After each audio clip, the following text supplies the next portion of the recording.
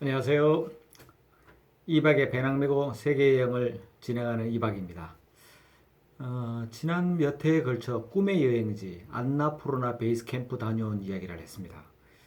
이번 시간에는 인생에서 꼭 한번 경험해 보고 싶었지만 경험할 수 없었던 액티비티 패러글라이딩을 세상에서 가장 저렴하게 경험할 수 있는 이야기와 부처님의 그 탄생지 룸비니 가는 여정에 대해서 이야기해 보겠습니다. 누가 정했는지는 잘 모르겠어요. 하지만은 인터넷을 뒤져보면 세계 3대 패러글라이딩 명소가 나옵니다. 한 곳은 그 스위스에 있는 인트라켄으로 아름다운 그 설경과 알프스의 그 멋진 봉우리 융프라우를 볼 수 있고 빙하호를 조망할 수 있는 그런 곳이 있습니다.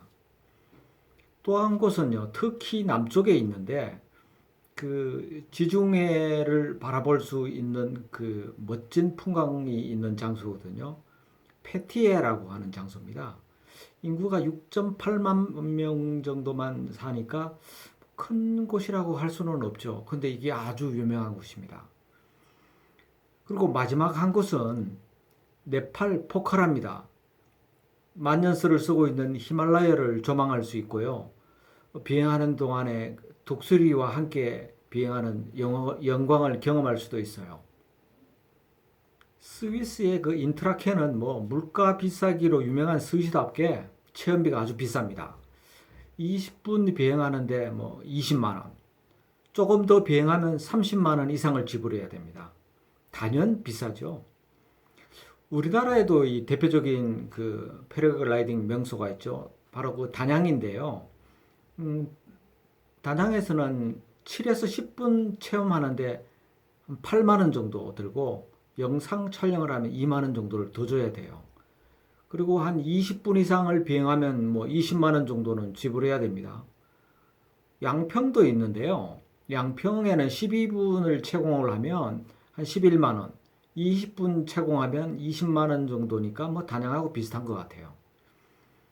두 곳 다 마찬가지고 뭐 전국이 다 마찬가지지만 저렴한 미끼 상품을 걸어놓고 실제 체험하러 오면은 높은 가격을 선택할 수 없도록 가격 구조를 만들어 놨어요. 그래서 실제 가서 비행을 하면 10에서 15만 원에서 20만 원 정도로 생각하는 게 맞을 것 같아요. 가격이 만만치는 않아요. 그 터키의 그 페티에의 경우에도 뭐 저렴한 상품은 한 80불, 미화로 80불, 비싼 거는 한 250불 정도 하니까 우리하고 뭐 거의 비슷한 것 같아요. 하지만 그 네팔 포카라는 다릅니다. 세 곳 중에 가장 멋진 풍광을 가진 곳이라고 할 수 있는데도요, 가격이 저렴해요.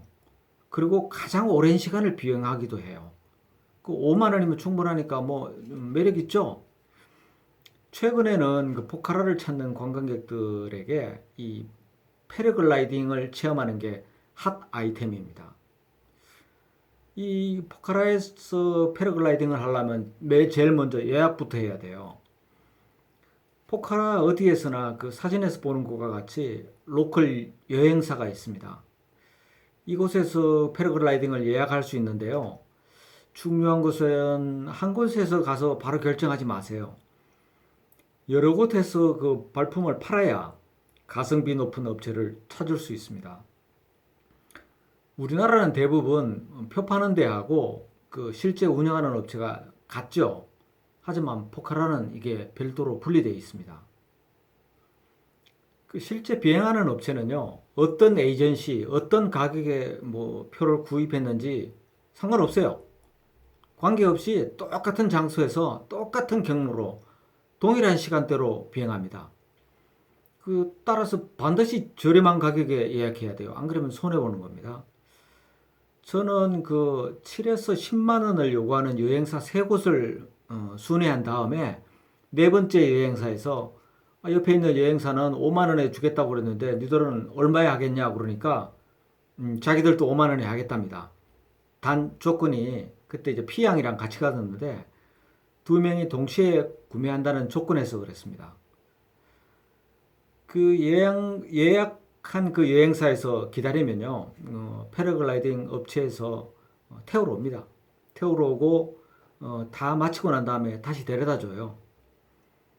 한 시내에서 20에서 25분 정도 가면 그 히말라야를 잘 조망할 수 있는 사랑곳이라는 데가 있어요. 그냥 포카라 가는 사람이 이 사랑곳 많이 갑니다. 여기에 패러글라이딩 활공장이 있습니다. 도착한 순서대로 안전장구를 착용하고요. 파일럿이 이제 간단한 안전교육을 합니다. 그리고 이제 맞바람이 불어올 때까지 좀 기다려야 돼요. 그러면 이제 맞바람이 불어오면 그걸 타고 이제 캐노피라고 불리는 날개가 확 펼쳐집니다. 그러면 이제 낭떠러지로 그냥 달리면 돼요. 달리면 하늘로 날아오릅니다. 이륙전에 좀 사실 무서워요. 그리고 좀 설레임도 있고. 근데 발이 땅에서 딱 떨어지는 순간 바로 편안함이 찾아옵니다. 바로 적응하는 것 같아요. 그렇지만 그 하늘에 떠 있잖아요. 안전장구라고는 뭐 하네스뿐인데 사실 무서움은 없어지지 않아요. 단지 그 행복의 크기가 두려움보다 커서 상대적으로 두려움이 좀 상쇄되는 것 뿐이죠. 제가 그 텐덤으로 이제 앞에 탄 파일럿은요 500회 정도 비행했대요. 기상이 좋으면 하루에 두세 번도 탄답니다. 하지만 그 임금이 충분하지 않아서 기회가 있으면 한국 가서 돈 벌고 싶다고 하더라고요. 폐하우스와 사랑곳에서 불어오는 상승 기류를 타고 아주 높이 올라갔습니다. 멀리 히말라야 설경이 한눈에 들어왔고요. 폐하우스가 발 아래에 있었습니다. 하늘에 떠 있는 내내 뭐 아드레날린이 막 솟아올랐어요. 흥분을 감출 수가 없었습니다. 파일럿은 그 감동을 배가시키려고 급상승, 급선에 뒤집기에 버글감 정도로 뭐 회전하는 등 온갖 기교를 다 보여줬습니다. 무섭기도 했고요. 놀이동산의 어떤 기구보다 더 스릴이 있는 것 같았습니다. 한마디로 최고였습니다. 비행하다 보니 같은 공간에 검은색 새가 이렇게 날아다니더라고요. 그래서 물어봤어요. 이거 뭐냐고 물어보니까 독수리래요. 네팔에 사는 독수리래요. 이 독수리들은 상승 기류를 기가 막히게 찾아낸답니다. 그래서 패러글라이딩 하는 사람들은 독수리하고 아주 친숙하답니다. 같은 공간에서 비행을 하는 거죠.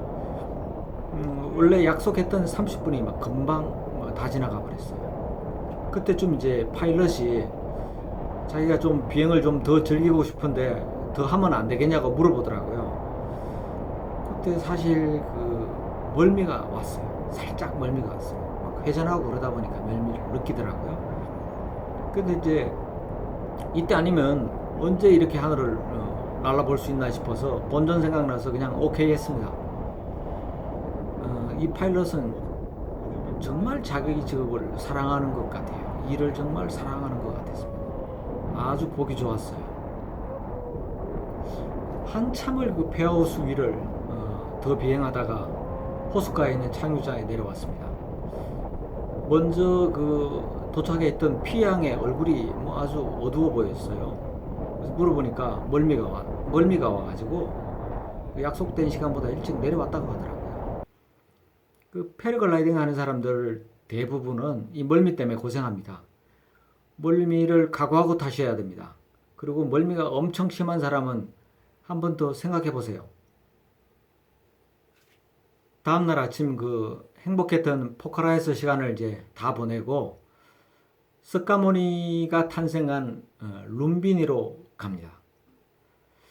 이곳에 있는 그 한국 절이 있습니다. 대성 석가사라고요. 여기에서 며칠 머무르면서 휴식을 취할 계획입니다. 포카라에서 룸비니는 한 166km 정도 거리에 있는데요. 산악을 통과하고 비포장 도로에 뭐 가까운 도로를 달리기 때문에 버스로는 한 8시간 정도 걸립니다. 그리고 한 번에 곧장 가는 방법이 없습니다. 포카라에서 뭐 카트만두를 경유해서 룸비니 공항으로 비행기 타고 갈 수도 있어요. 그러면 좀 힘은 덜 들겠죠. 근데 이 경비가 만만하지 않습니다. 그래서 저는 그냥 버스를 탔는데요. 이 버스에서 예상하지 못했던 황당함을 경험했습니다. 비포장 도로엔 그 도로의 특성 때문에 흔들림이 비교적 적은 앞자리를 예약했습니다. 근데 앞자리에 이제 앉아 있으니까 네팔인들이 오더만 자기들끼리 앉아야 되니까 외국인들은 맨 뒷자리로 가라고 하더라고요. 그때 저 포함해서 외국인 4명이 있었습니다. 뭐 친절하게 뒷자리를 좀 가달라고 그러면 뭐 그래도 좀 불쾌하지만 옮겨갈 수 있었는데 그렇지 않았어요. 마치 귀족이 하인들에게 하듯이 무례하게 무조건 옮기라는 거였어요. 그래서 제가 버스표를 보여주면서 이건 내 자리니까 못 옮기겠다고 했더니 그때 이제 막 자리를 옮기려고 하던 그 나머지 외국인들은 저 행동을 보고 나서야 자기들도 못 옮기겠다고 하면서 자리를 고수하는데 동참했습니다. 만약 그때 뒷자리로 옮겼더랬다면 들컹대는 그 도로 때문에 엄청 고생할 뻔했습니다. 제가 그 독일 미넨에서 짤츠부르크 갈 때 기차를 탔는데 그 기차 차장이 유색인종들, 우리 황인종하고 흑인들만 내리라고 그랬어요.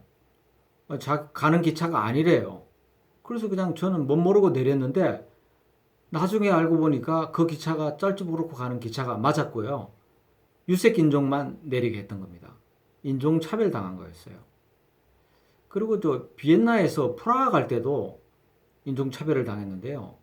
먼저 기차표하고 저는 자리를 예약했어요. 근데 자리를 예약한 자리에 가니까 먼저 사람이 타고 있었거든요. 그래서 이게 내 자리니까 비켜라 그러니까 쳐다보기를 아주 티꺼운 눈으로 쳐다보면서 네 맘대로 해라. 이건 내가 앉았으니 내 자리다 라고 이렇게 얘기하더라고요. 그때 그 인종차별 받던 생각이 확 떠올랐어요. 서양 여행할 때만 경험했던 그 인종차별이 네팔에서 있을 줄 꿈에도 몰랐어요. 인도 여행하면서 그 인도 사람들이 우리가 지나가면 칭키 이러면서 놀리는 경우가 들어있어요. 칭키 또는 칭크라고 하는 것은요, 인도인들이 티베트, 버마 민족이나 중국, 일본, 한국인을 무시하는 비속어입니다. 말도 못 알아듣는 멍청이라는 이런 뜻이 포함된 내용이에요. 인도 문화권에 있는 사람들은 아주 웃기는 것이 지들도 아시아인이면서 스스로 우월하다고 느끼는 건가 봐요. 그 카스트 제도가 지배하는 사회 사람들은 이 차별에 익숙해요. 근데 우리는 평등 사회에서 살고 있잖아요. 우리 관점에서 이 차별은 범죄가 분명해요. 반인류적이죠. 아주 분노하기에 충분한 문제라고 생각됩니다. 근데 이쪽 사람들이 우월하다고 생각하면 뭐합니까? 아무도 인정 안 해주는데 참 안타까운 현상이었어요. 포카라 버스 터미널에서 출발하는 우리나라 직행 버스와 비슷한 투어리스트 버스는요, 6시간을 달리면 인도 국경을 마주한 시다타나가르에 도착합니다. 룸비니에선 여기서부터 서쪽으로 20km를 더 가야 합니다. 그 시다타나가르 버스터미널에서 룸비니까지 툭툭이나 택시를 이용할 수도 있지만 저는 로컬 버스를 타고 갔습니다. 로컬 버스는요, 마야데비 사원 입구에 있는 룸비니 사원 4번 게이트에 차를 세웁니다. 목적지인 그 대성 석가사하고는 2.5km 거리에 있어요. 걸어가기 좀 부담스럽고 오토릭샤 타고 가면 편합니다. 네팔 정부는 1967년 그 부처님 탄생지가 있는 룸비니에 동서로 1마일, 남북으로 3마일, 면적 8평방킬로미터를 국제 사원구역으로 설정하고요. 세계 각국의 불교 사원을 건축하도록 허용했습니다. 이곳에 부처님 탄생지인 마야데비 사원이 있고요. 한국의 대성 석가사와 각국의 그 대표 불교 사원이 위치하고 있습니다. 오늘은 여기까지 하겠습니다. 다음 시간에는 저렴한 가격에 머무를 수 있는 한국 사찰 대성 석가사 이야기와 그 부처님의 탄생 비화를 이야기해 보겠습니다. 감사합니다. 또 방문해 주세요.